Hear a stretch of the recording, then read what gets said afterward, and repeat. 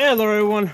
Welcome back. So, Trump went full rock and roller on the Ayatollah. Okay, so let's talk about those strikes that Trump ordered on the Ayatollah's, uh, you know, nuclear infrastructure. Okay, so what I think what happened there, because Trump did say that he didn't want to get involved in the any more endless wars, and to some extent it's like, well, he basically just dropped his bombs, left, and I think he sort of went back to the position of let Iran and Israel figure it out. So I think that's sort of like the position. That's what I saw coming out of him. Okay, um, in a way, it sort of made sense. Like I'm thinking about this. Why would Trump do this? Why wouldn't he do this? If Trump didn't do this, right? Um, Certainly, the next year would have been a discussion about those nuclear sites. Okay, maybe the next 3 years would have been a constant, discussion about what Trump did do or didn't do or should have done. So by dropping the bombs on those nuclear sites, he kind of just like took it off the table. Okay, it's no longer open for discussion. It's done. It's done. He's out. If he's left the room essentially. If people want to keep talking about it and debating about it while he's moved on, I mean, they're kind of welcome to do that. That's kind of how I see this. Um, from another perspective, all right. The military, right, wanted to drop those bombs, right? Because that's what they do, right? People in the business of war, love war, right? That's their money. Okay, so they've got these bunker busters. From what I understand, has never been operationally tested. Okay, so it's probably been tested under controlled circumstances, but never actually been used, on an enemy. Okay, that's what I understood. Okay, so the military really wanted to test it out, and they had a target that was like real ready and willing to accept those bombs.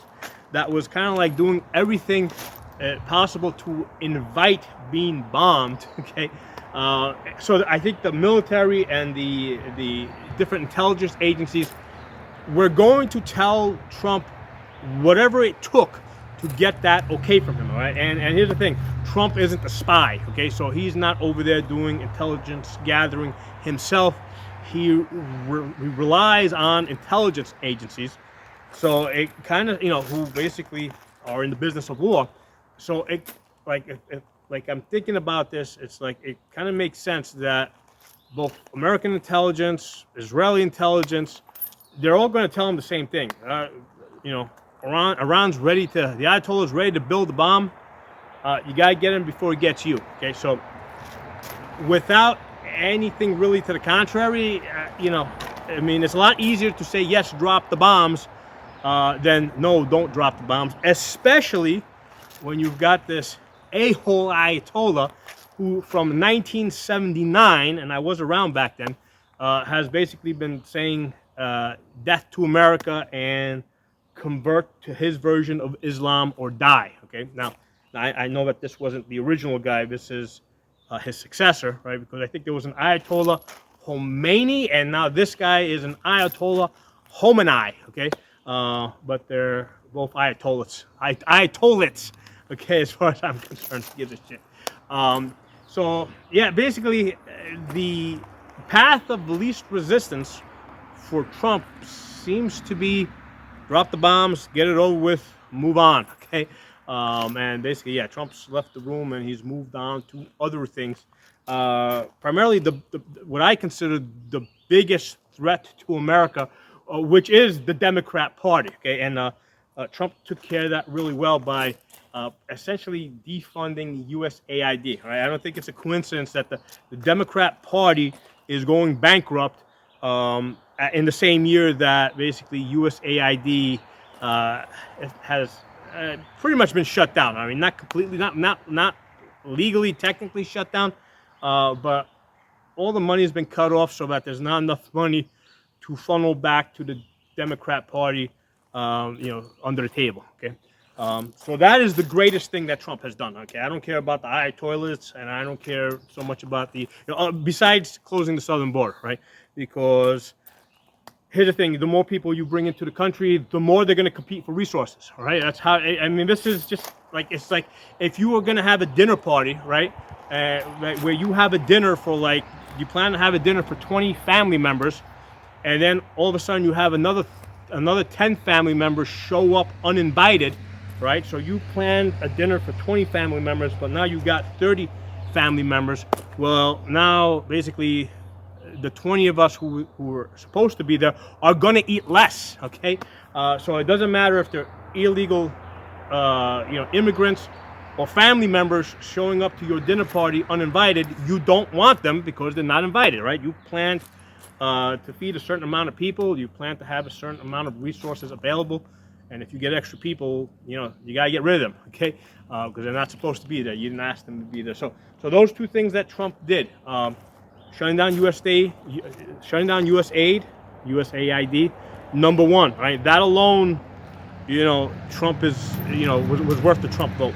But number two, shutting down the U.S. border and trying to deport as many people as possible, as fast as possible. That's number two.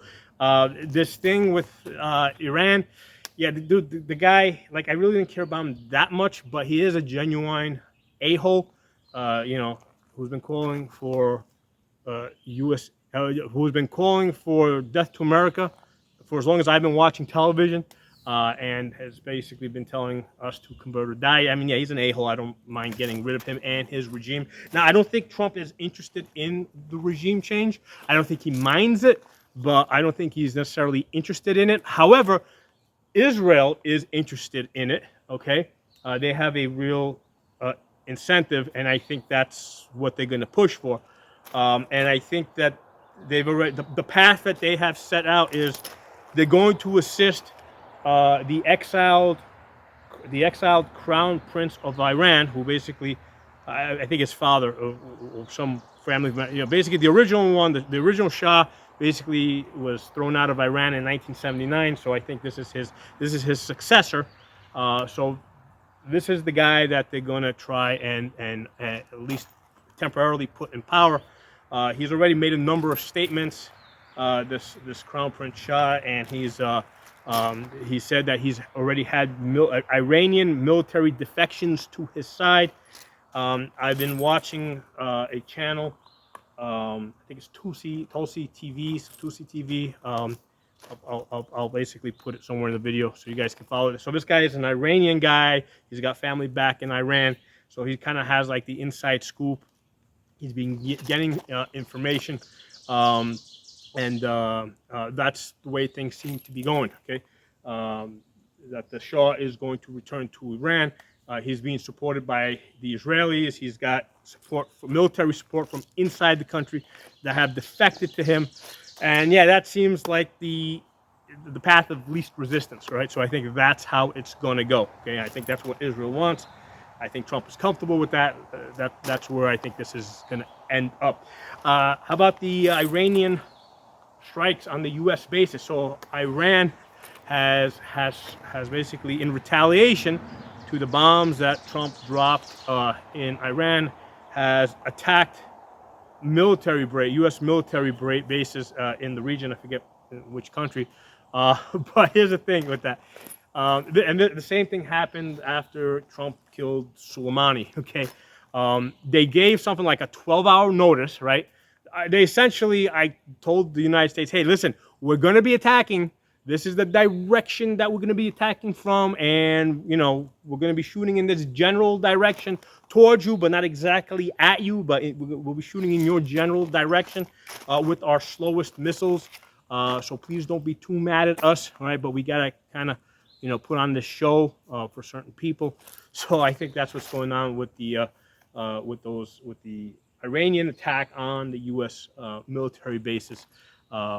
Basically that's because they gave the United States 12 hours notice through, from what I heard, 2 different diplomatic channels to make sure that they knew well ahead of time, so they could defend themselves and shoot down those incoming missiles. Okay, so that's where I think we are with this. Something worth noting with Trump, like I said, he said yes, dropped the bombs, and pretty much left the room. One of the things I've noticed from Trump, and I mean, I think his age is starting to show to some extent, in the sense that he's really got no. It seems like he's got no patience for bullshit anymore. He's like, okay, this is what we're doing, and I don't want to talk about it. I don't want to hear it. I've noticed that, he doesn't seem as argumentative as he did during his first term.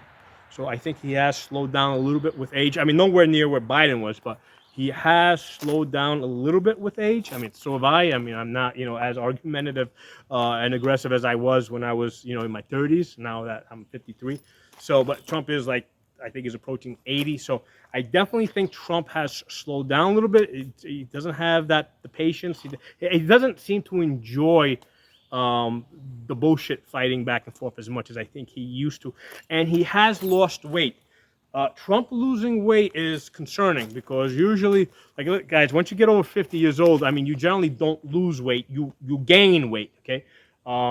So when you get up there in the years and then all of a sudden you start losing weight, it's usually the result of some medical problem. Okay, so that's my concern with Trump. Okay, I'm surprised that people haven't been noticing the fact that he's lost weight and saying that, hey, that's probably not a good thing for somebody approaching 80. Okay, that's usually not voluntary, but I definitely noticed that. So anyway, drop some comments below. Let me know what you guys think. I'm open to different ideas. I'm not saying that my way is the only way of thinking, but for the most part, whatever they're doing in the Middle East really doesn't affect what I'm, my fun here. Okay, so yeah, I just wanted to kind of put that out for for shits and giggles, just to have some discussion on this. So drop some comments. I'll talk to you soon. Hey everyone, so apparently there's an update since I made this video earlier. Trump is reporting that there is an agreed upon ceasefire. I don't know if he's trolling the shit out of both the Israelis and the Ayatollahs, because I think that the details I heard is that basically, I think Iran would have to do a ceasefire within 6 hours, but Israel would then do their ceasefire in 12 hours. So that means for like 6 hours, the Ayatollahs would just have to just keep their mouth shut and take the bombardment. Get bombed for 6 hours straight. So it just doesn't make any sense. So I'm not buying this ceasefire. I think that Trump is just being a master troll. Other thing that came down is that the Iranians are denying the ceasefire almost immediately. So yeah, that's very interesting. We'll see how that plays out. Personally, I'd rather that I'd like to see the Ayatollahs gone, and I'd like to see the Iran return to what they were prior to 1979. That's what I'd like to see. I would not like to see the United States do that. I'd like to see it develop internally, from the people within Iran, who again don't consider themselves Iranians. They consider themselves Persians. And they see the Ayatollahs and the Islamic fundamentalists as occupying their country. So that is the latest development. Since I did this video just a few hours ago. I mean, the information is just from hour to hour. From hour to hour, this information changes. So it's really interesting to follow. I'll talk to you all soon.